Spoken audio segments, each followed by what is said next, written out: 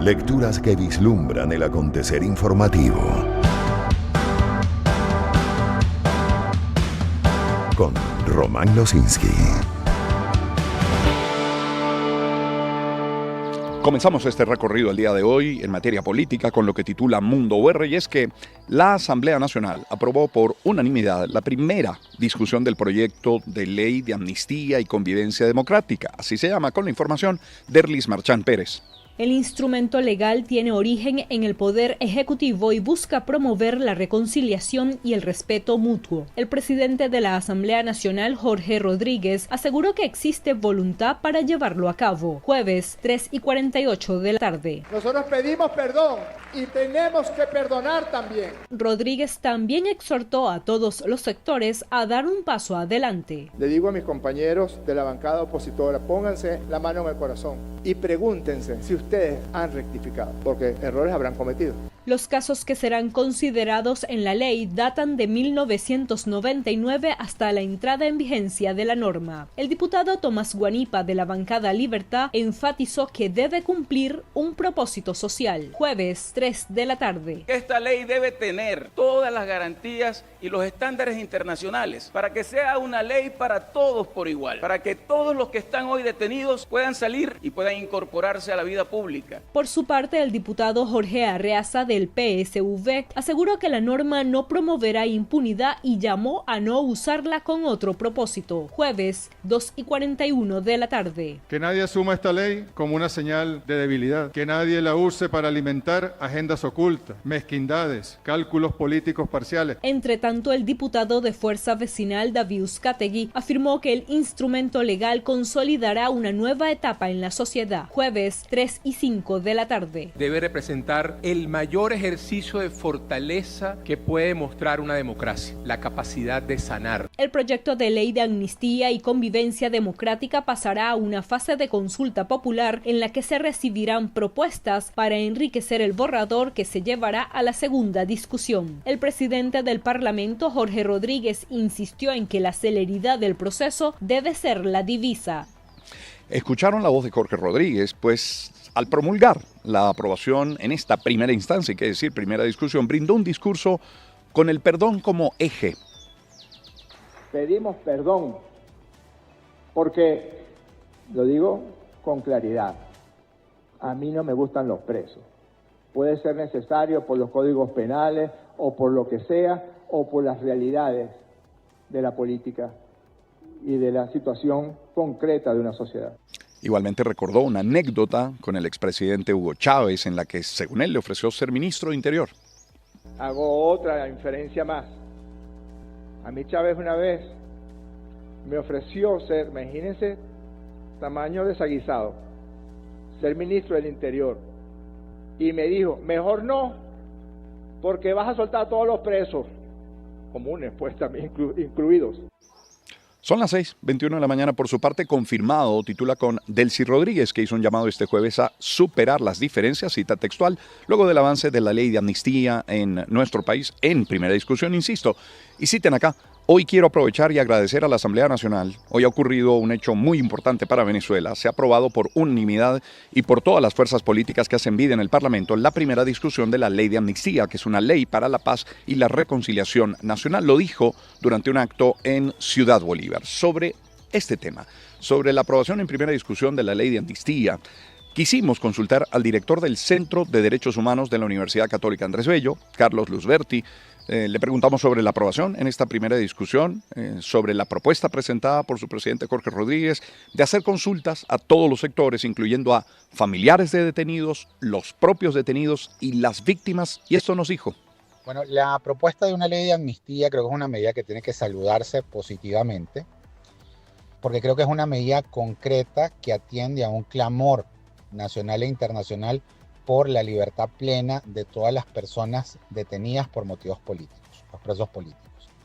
Tanto quienes aún permanecen privados de libertad, como quienes han sido escarcelados y continúan sometidos a juicios sin las debidas garantías o a medidas cautelares que no acaban, como presentaciones ante tribunales, prohibiciones de salida del país, prohibición de declarar los medios. En este sentido, las declaraciones de Jorge Rodríguez también son una señal positiva, pero tiene que concretarse en hechos de participación y consulta real y de calidad. Es decir, no se debe tratar este proceso como una mera formalidad, simplemente para marcar en una lista que se hizo, sino que las propuestas que se hagan tienen que ser públicas y tienen que ser debatidas seriamente y consideradas seriamente por el Parlamento.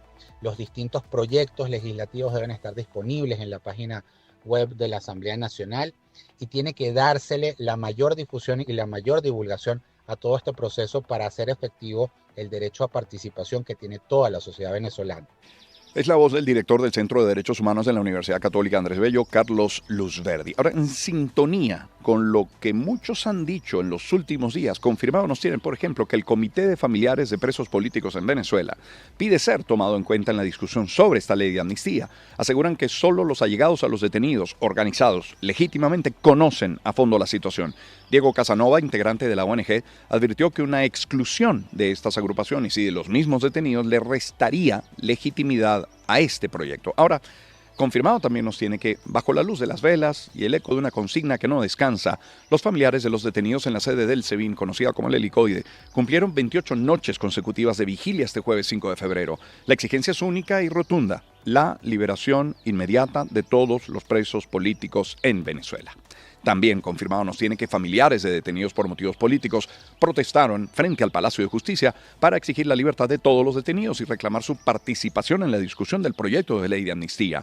Los manifestantes entregaron un documento ante las autoridades judiciales para solicitar que se cumplan las excarcelaciones de manera inmediata. Expresaron con contundencia: basta de que se sigan produciendo a cuentagotas.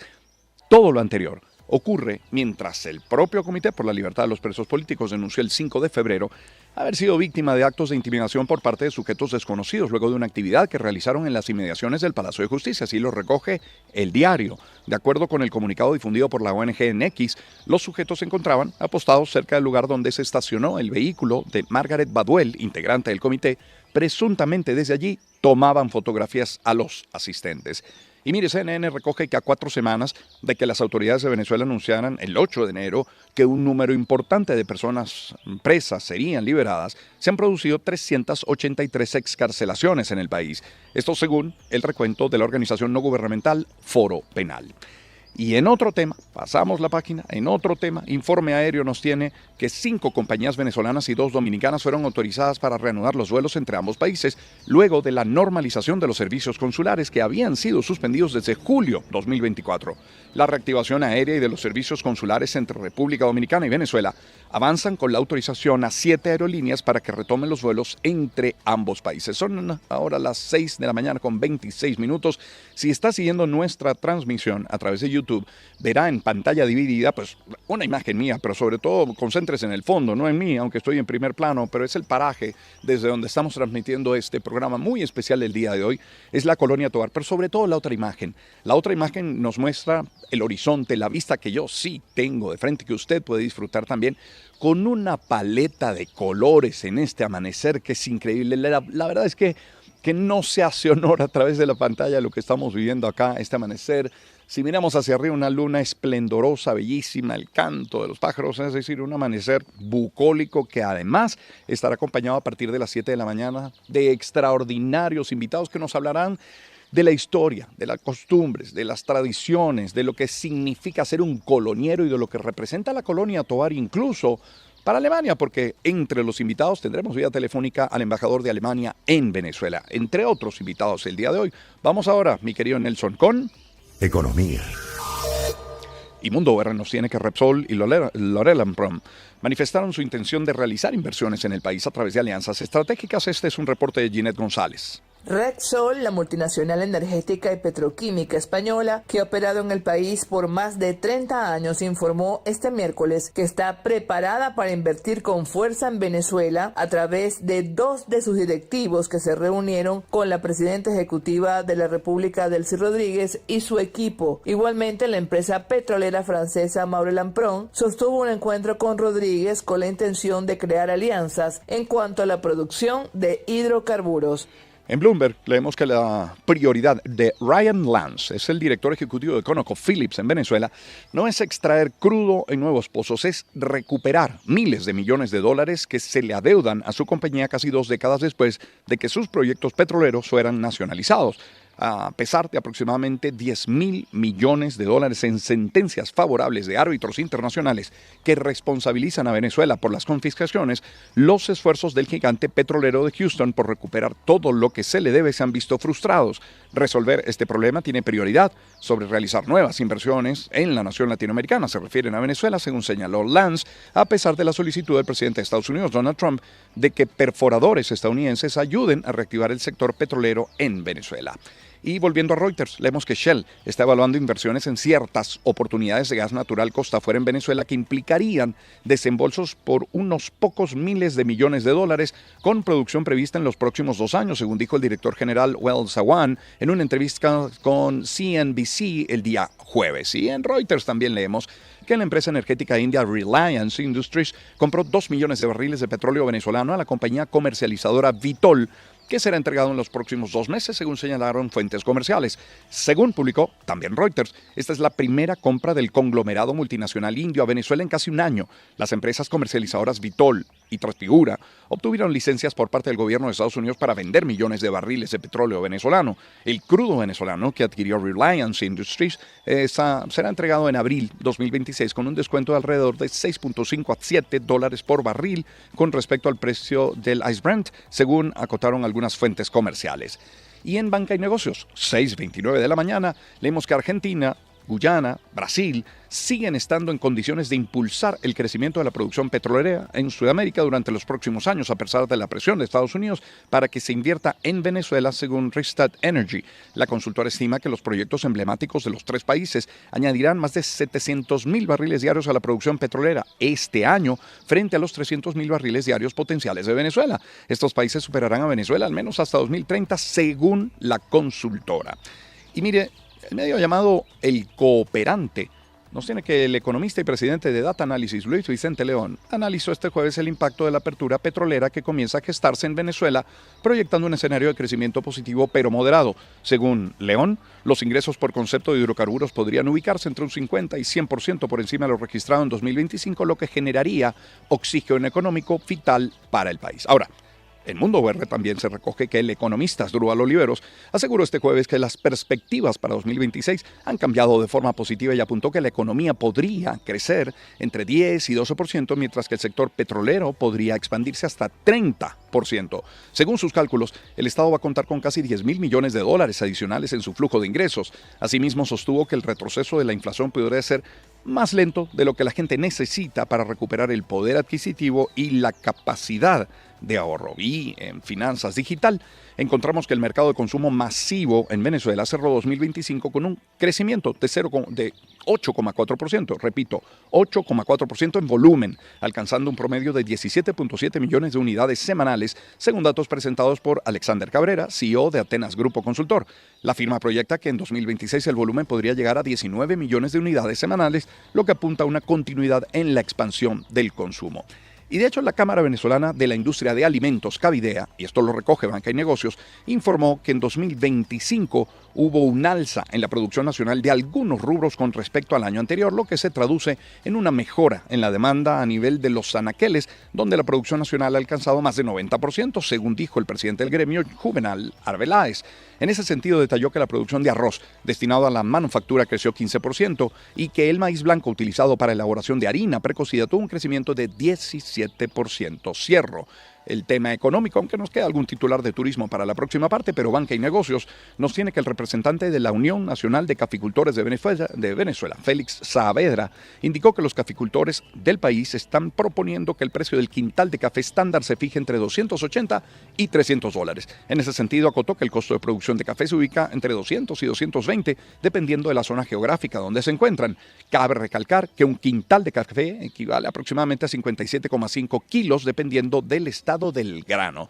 Son las 6:32 de la mañana. Permítame, por favor, compartir a esta hora algunos mensajes publicitarios para luego ir a la pausa y volver sobre otros titulares nacionales y la información internacional y deportiva que nos dé chance hasta las 7:05 de la mañana cuando comience, digamos ya formalmente, la participación de nuestros invitados en este especial desde la Colonia Tovar. Y bueno, vamos a hablar de Plum-Rose, ¿eh? Si estás buscando una opción ligera y deliciosa para la cena o el desayuno, pues está la pechuga de pavo Plum-Rose, que ofrece ese sabor auténtico con pavo 100% real, bajo en calorías y con las proteínas que buscas. La pechuga de pavo Plum-Rose es el aliado perfecto para sándwiches, wraps y ensaladas. Plum-Rose sí es pavo de verdad.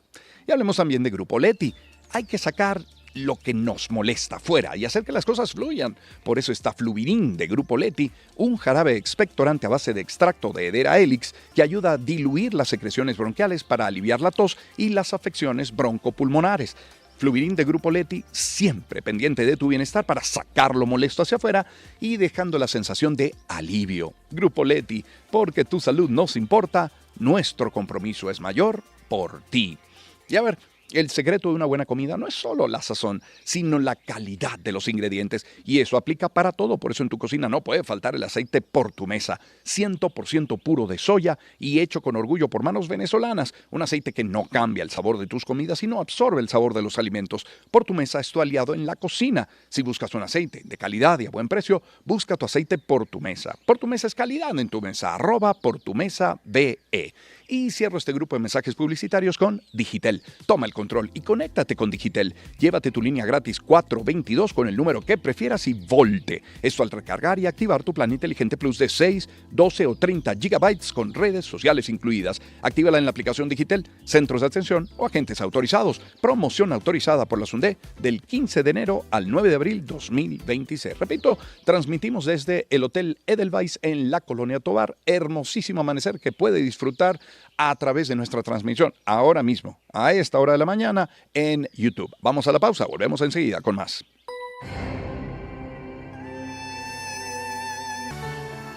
Qué bien haber cambiado el estudio la mañana de hoy. Nos encanta el estudio, a ver, no me malinterpretes, es un estudio lo más cómodo posible, pero del estudio cerrado, aunque más caliente el estudio, siendo frío más caliente, pero este amanecer en la Colonia Tovar, créame, nos inspira, es una hermosura que puede disfrutar a través de YouTube. Estamos transmitiendo desde el Hotel Edelweiss, @Edelweiss con W, S y al final V. Edelweiss VE. Joana es extraordinaria anfitriona. Ella con su equipo, mire los detallitos en la habitación, que si las fresitas, que si las galletitas, que si el café que nos hace llegar durante la transmisión. Esto es una belleza. Retomamos la lectura de nuestros titulares a las 6:38 minutos de la mañana con información de turismo. Mundo UR nos tiene que en Monagas casi 300,000 personas se han movilizado por la terminal interurbana de la ciudad de Maturín en los últimos 3 meses. Es un reporte de Johnny Moisés Ulloa. El director del principal terminal de pasajeros en Monagas, José Maza, indicó que mantienen operativas más de 2.000 unidades de transporte que prestan servicios para diversos destinos. Miércoles, 1:30 de la tarde. Nosotros tuvimos una movilidad total durante este tiempo de 285.764 pasajeros que circularon a través del terminal interurbano Maturín hacia lo que son los diferentes estados y también hacia los diferentes municipios de nuestra geografía del estado de Monagas. Además, detalló cuáles son los destinos más solicitados. Fueron Punta de Mata, Carúpano, Caripito, Caripe, San Antonio, Puerto La Cruz, Cumaná, Tucupita, El Tigre y Anaco. Asimismo, también hacia lo que fueron las zonas fronterizas. Sobre la venidera temporada de carnaval, el director del terminal de Maturín, José Maza, destacó que ya están preparando un operativo especial para la zafra. Educación. Mundo UR nos tiene que avanza el proceso de carnetización digital en la Universidad Central de Venezuela. En principio, este proyecto va a atender a más de 15,000 estudiantes. Hay un reporte de Mardoley Prin. Según la secretaria de la UCB, el nuevo sistema de identificación busca sustituir la carnetización con plástico dado los altos costos. La deuda principalmente era con estudiantes inscritos entre los años 2024 y 2025. Sin embargo, el trabajo ya se ha adelantado. Corina Aristimuño, 10:40 de la mañana. Y en estos momentos podemos decir que está fluyendo bastante bien. A esta hora tenemos casi un 60% de esa primera corrida que se hizo con estudiantes de 2024-2025, que eran 15 15.400 estudiantes. El carnet cuenta con un nuevo diseño, donde principalmente tiene información básica y de emergencia. Hay varios tipos de validación. Uno, a través de su cédula de identidad, hay un código QR, un código de barra, dependiendo del procedimiento de validación. Además, se agregan información de tipo médico para casos de emergencia, como el tipo de sangre, si el estudiante tiene alguna discapacidad o no. Esta última, si el estudiante quiere declararlo, va a aparecer en su correo. Si no, obviamente va a ser un registro que nosotros vamos a tener y un teléfono de emergencia que él debe colocar. A la par de esto aparece su fecha de vencimiento y el tema de los colores es un código más bien hacia lo interno que tiene que ver con los estandartes de cada facultad. La secretaria de la UCB, Corina Aristimuño, señala que con este nuevo sistema los estudiantes del interior del país no tendrán que trasladarse a Caracas para obtener su carnet. Servicios públicos. La alcaldía del municipio San Cristóbal intensificará el Plan Ciudad Ecológica. Es una iniciativa que hace 4 años impulsó la instalación de contenedores de aseo con las divisiones de reciclaje y pasará de la fase educativa a la sancionatoria. Vamos a escuchar un reporte de ello, Iris Sosa. La alcaldía capitalina del estado Táchira lleva a cabo desde hace 4 años el Plan Ciudad Ecológica. Sin embargo, algunos ciudadanos aún no respetan las normas contempladas en esta ordenanza municipal. Alcalde del municipio de San Cristóbal, Silfredo Zambrano. Tenemos una campaña educativa durante 4 años, donde se le ha manifestado de la Policía Municipal, de Protección Civil, de los bomberos, así como las unidades ecológicas, en informar, en decir, en llamarlos a la reflexión, a comercio. Sin embargo, hemos hecho ya apenas una semana ya 16 citaciones. Durante el 2025, más de 110 contenedores fueron dañados y vandalizados. En otros, algunas personas no se toman la amabilidad de desechar la basura dentro de los contenedores, dejándola esparcida alrededor de estos. Es por ello que indicó Zambrano que iniciará la fase sancionatoria. Ya personas que no utilicen adecuadamente los contenedores o las personas que boten la basura en los horarios no establecidos, la basura lo saquen en lugares de manera indiscriminada, serán sancionados de acuerdo a lo que establece la ley. Esta fase de sanciones comenzará con multas económicas con la moneda de mayor valor en circulación e incluso trabajo comunitario como lo estipula la ordenanza y posteriormente a particulares. A ver, y para cerrar esos titulares, déjeme decirle que las principales avenidas del municipio de Chacao, de Caracas, de buena parte de la ciudad de Caracas, pero esta nota tiene que ver particularmente con Chacao, van a cerrar este domingo 8 de febrero a partir de las 4 de la mañana por la Maratón CAF. Vamos a escuchar primero un reporte de Daniela Rojas. El alcalde del municipio Chacao, Gustavo Duque, aseguró que para la 10ª edición del Maratón CAF Caracas 2026 tendrán a la Policía de Chacao, Salud Chacao, Protección Civil y Seguridad Ciudadana del municipio cooperando con corredores, público en general y vecinos. Gustavo Duque, alcalde de Chacao. Con respecto a la Policía Municipal de Chacao, tendremos 190 funcionarios, 20 vehículos, 36 motos, 20 bicicletas y una ambulancia para estos 34 puntos de cierre dentro del municipio de Chacao.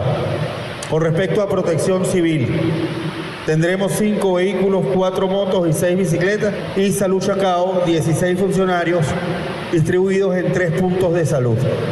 El alcalde de Chacao agregó que en cuanto a vigilancia y seguridad ciudadana, se apoyarán con el sistema de cámaras que tiene el municipio. Como les dije, 3 puntos de Salud Chacao, con todo el equipo necesario para poder prestar apoyo si se suscitara una emergencia en el municipio. No solamente con Salud Chacao, sino también con Protección Civil. La fortaleza de esto es que no solamente contamos con las ambulancias, sino con una cantidad importante de motos con unidades de atención inmediata. Duque agregó que hasta cerca de las 9 de la mañana de este domingo estarán cerradas las 34 avenidas más importantes del municipio de Chacao debido al Maratón CAF Caracas. Mira, la recomendación este día domingo para quienes viven en Caracas o estén en Caracas o vayan de paso por Caracas es revisar la ruta de la Maratón CAF, de comenzar, 6 de la mañana, una maratón para los más rápidos. Quienes la corran completa pueden ser 2 horas y algo, puede ser de 4 horas para alguien bien entrenado, pero puede ser mucho más larga. Así que revisar la ruta, hay información suficiente, hay pendones, hay una aplicación que se llama Maratón CAF. La acabo de descargar hace un minuto y tiene información de la carrera, ranking en vivo, los corredores pueden consultar su número, pero está la logística de la maratón, el mapa de cierre de calles y la información sobre la entrega de materiales que entiendo es hoy. En fin, Maratón CAF es esa aplicación. Mire, antes de abordar el panorama internacional y teniendo el amanecer que estamos teniendo desde la colonia Tovar con esta vista inspiradora, yo me quiero conectar y ojalá podamos contagiarlos a ustedes de la energía que se siente acá, de la energía que se siente cuando uno sale de su ciudad, en nuestro caso de la ciudad de Caracas, pero cuando se comienza a recorrer el país y uno se encuentra con su gente y con las bondades y con lo hermosa que es esta tierra, uno tiene que abrazar el tema de Journey, al menos en su título que dice: no pares de creer.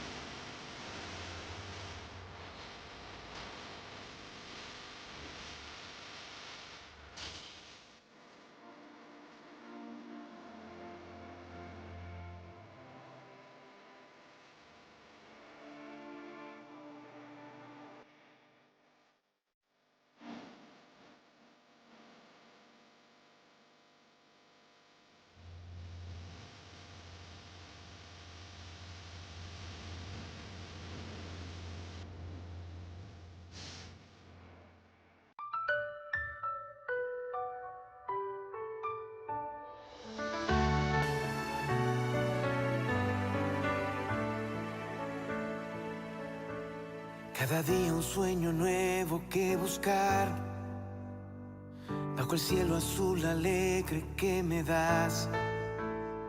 Si el camino se hace duro, ¿qué más da? Con amor y valentía voy para allá. Venezuela por haberme dado tanto, estoy contigo en la risa y en el llanto. Siempre quiero amanecer entre tus brazos, de sabanas que se alargan sin descanso. Que mis niños se diviertan correteando. No hay juguete que se iguale a nuestros campos. Solo quiero envejecer entre tus flores, tus mujeres que derriten corazones. Celebrar con cuatro arpas y con tambores, con trabajo ya vendrá. Planeta de Naciones. internacionales. Son las 6:50 de la mañana. Gracias por acompañarnos en la señal de éxitos. Vamos a comenzar este recorrido internacional en nuestro continente, en Sudamérica. La vecina Colombia. Allí, lamentablemente, un atentado a tiros contra una caravana. La caravana de vehículos del senador Jairo Castellanos, en la que no viajaba el legislador, dejó 2 guardaespaldas muertos en medio de alertas de violencia electoral en el país, según informaron las autoridades, y así lo recoge la agencia France Press. Luego, el gobierno de Colombia aseguró que hay negociaciones en curso con Ecuador para evitar los aranceles de 30% en esta guerra arancelaria entre esos dos países, a la que el presidente Petro pidió a Trump, por la que el presidente Petro pidió a Trump interceder, que hiciera una llamada al presidente Noboa de Ecuador. Por su parte, el presidente de Brasil, Luis Inácio Lula da Silva, afirmó que tuvo una conversación con su hijo Fábio Luis Lula da Silva cuando su nombre fue citado en un escándalo de corrupción y que le dijo que tendrá que pagar el precio en caso de que las sospechas procedan. Eso en F, donde también leemos que el presidente electo de Chile, José Antonio Cast, y la primera ministra italiana, Giorgia Meloni, se comprometieron a ampliar la cooperación bilateral en sectores estratégicos como el energético y en el ámbito regional latinoamericano. Italia ha sido un modelo dirigido por Giorgia Meloni de recuperación en temas de empleo, de inversión, también en todo el tema que nosotros vivimos en Chile de recuperar la seguridad y de combatir la vulneración de la frontera.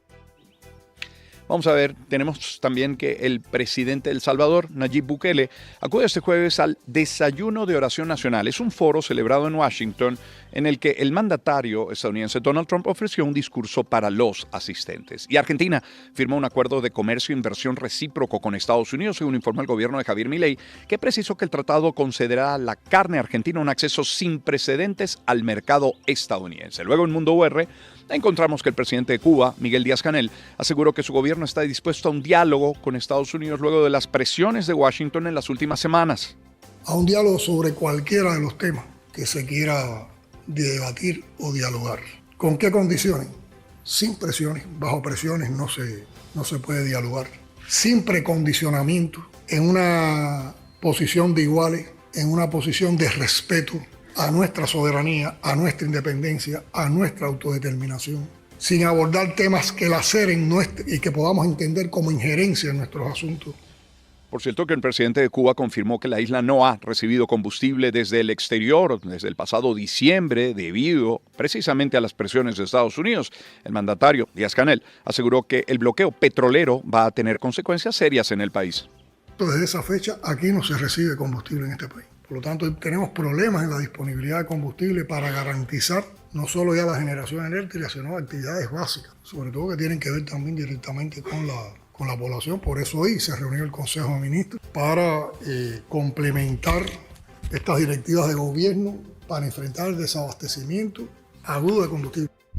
Norteamérica.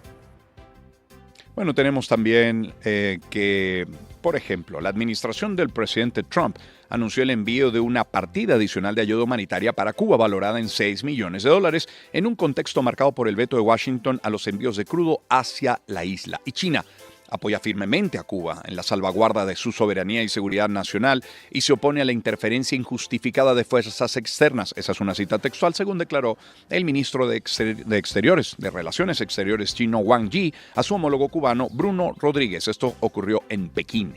Y el secretario general de la ONU, Antonio Guterres, hizo a Estados Unidos y Rusia a que retomen las negociaciones nucleares tras la expiración del tratado del New START, según advirtió que su vencimiento supone un momento grave para la paz y la seguridad internacionales. Y en AFP leemos que el presidente de Estados Unidos, Donald Trump, aseguró que quiere un tratado nuevo, mejorado, modernizado, que sustituya al New START, el pacto de control de arsenales nucleares que Washington tenía con Moscú y que ha expirado el día de hoy. Guerra en Ucrania. Leemos en Europa Press que Estados Unidos y Rusia acordaron este jueves retomar el diálogo militar al más alto nivel, al máximo nivel, más de 4 años después de suspenderlo en plenas tensiones pocos meses antes de la invasión de Rusia a Ucrania. 6:54 de la mañana. Reuters nos tiene que el acuerdo más inmediato alcanzado durante la más reciente ronda de negociaciones tripartitas entre Rusia, Ucrania y Estados Unidos en Emiratos Árabes Unidos se concretó en el intercambio de 314 prisioneros de guerra, cifra que incluyó a 157 militares de cada parte, según informó el medio. Y el presidente de Ucrania, Volodymyr Zelensky, afirmó que las delegaciones de Ucrania, Rusia y Estados Unidos acordaron durante su segunda jornada de conversaciones en Emiratos Árabes Unidos mantener otro encuentro en un futuro próximo, si bien por ahora no ha fijado una fecha para ello. Sin duda no es fácil, pero Ucrania ha sido y seguirá siendo lo más constructiva posible. Debemos poner fin a esta guerra con garantías de seguridad reales y fiables para Ucrania. Esta es una garantía para toda la región y lo más importante, Rusia no debe recibir ninguna recompensa por su agresión. En F, leemos que Rusia ha vuelto a lanzar un ataque masivo contra territorio ucraniano con un total de 183 drones de larga distancia, entre ellos 110 aparatos no tripulados kamikaze Shahed en plenas negociaciones con Kiev para poner fin a la guerra. Europa. Associated Press, la AP, nos tiene que el primer ministro británico, Keir Starmer, se disculpó con las víctimas de Jeffrey Epstein por nombrar a Peter Mandelson como embajador del Reino Unido en Washington, a pesar de sus vínculos con el financiero caído en desgracia. En los últimos días han surgido serias acusaciones y pruebas contundentes sobre la conducta de Mandelson, incluyendo su relación con Epstein, un delincuente sexual convicto. Se había sabido públicamente durante algún tiempo que Mandelson conocía a Epstein, pero ninguno de nosotros conocía la profundidad y la oscuridad de esa relación. Lo que ha salido a la luz ha planteado serias preguntas. Y mire usted, hasta el Foro Económico Mundial abrió una investigación independiente contra Borge Brende, exministro de Exteriores noruego y actual director ejecutivo de la organización con sede en Davos, en Suiza, por su vínculo con Jeffrey Epstein, así lo recoge Europa Press. Y en F, encontramos que el Parlamento griego aprobó una polémica ley que introduce penas de al menos 10 años de cárcel a miembros de ONG que faciliten la entrada ilegal de migrantes y limita la financiación pública a estas organizaciones.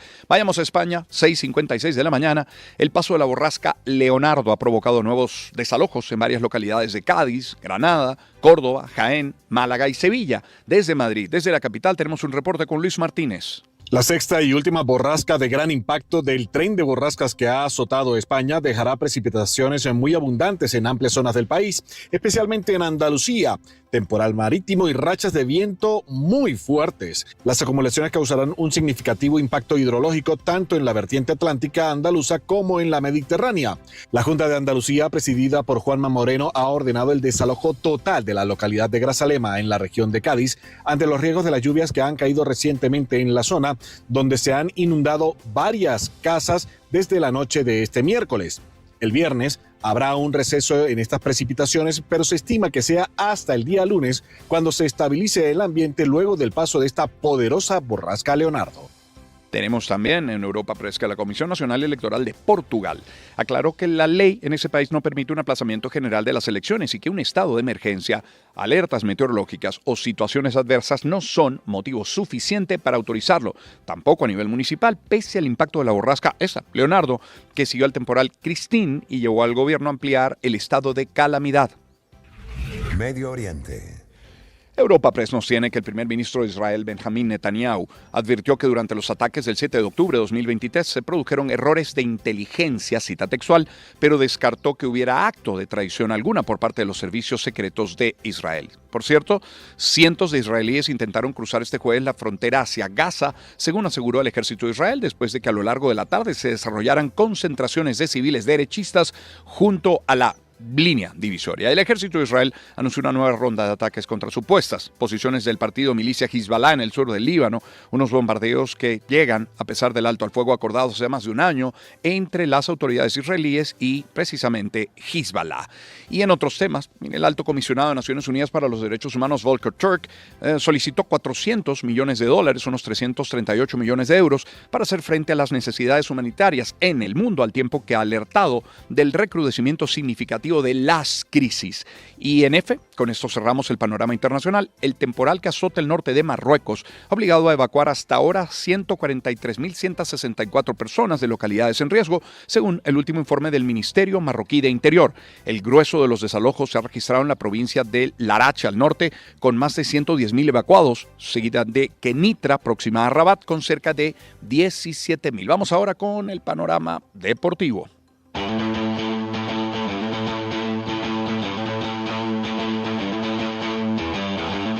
La gloria de competir. Deportes. Con Román Losinski. Son las 6:59 de la mañana. Este recorrido deportivo lo comenzamos como casi siempre, como de costumbre, con fútbol. La selección sub-20 femenina de Venezuela inició con el pie derecho el sudamericano de la categoría celebrado en Asunción al vencer a su similar de Uruguay por marcador de 2-0.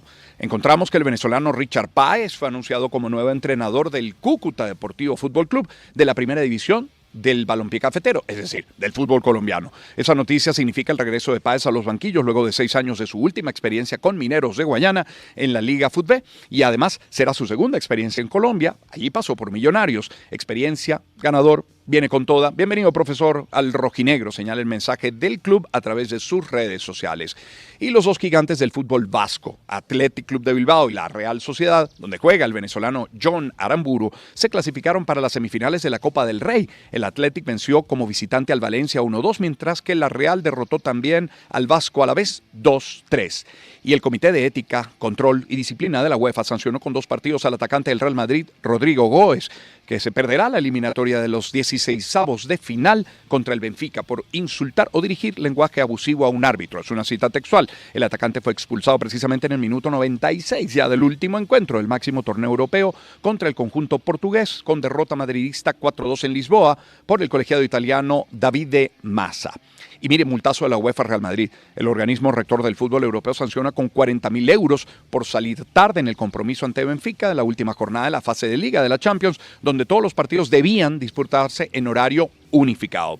Y hay una más en fútbol. El debut de Karim Benzema con el Al Hilal estuvo acompañado con un triplete del francés, que sentenció el reencuentro con el triunfo de su nuevo equipo por 0-6 ante el Al-Okhod en la 20ª jornada de la Liga Saudí, después de 3 empates consecutivos. Hay una nota más de béisbol. Tigres de Detroit acordó un contrato de 3 años y $115 millones con el zurdo dominicano Framber Valdez, según informaron fuentes de la MLB.com la noche del día miércoles. Si hablamos de deportes, habría que recordar, por favor, que el día domingo a las 7:30 hora de Venezuela se estará realizando el Super Bowl. Es la final del fútbol americano, un evento que trasciende lo deportivo, es un espectáculo. Primero Green Day, luego en el medio tiempo con Bad Bunny, la no presencia de Donald Trump y tanto que gira alrededor de un evento, como decíamos ayer, cargado de simbolismo. 7:02 de la mañana, estamos transmitiendo desde la Colonia Tovar, y nuestros invitados en la próxima parte, los primeros del programa el día de hoy, serán Katy Kanzler,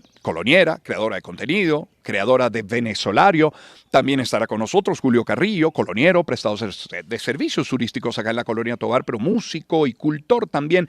Gratísima conversación será. Poco más adelante tendremos al embajador de Alemania en Venezuela, Volker Pelé, y también en esa hora tendremos a Astrid Ruttmann, maestra en cerámica, diseñadora de cerámica. Todo esto entre 7 y 8. Luego más invitados a partir de las 8 de la mañana. Vamos a cerrar esta parte del programa con algo más de buena música. Luego de escuchar a Journey, ¿por qué no The Weeknd y Daft Punk con I Feel It Coming? Lo siento venir aquí en Éxitos.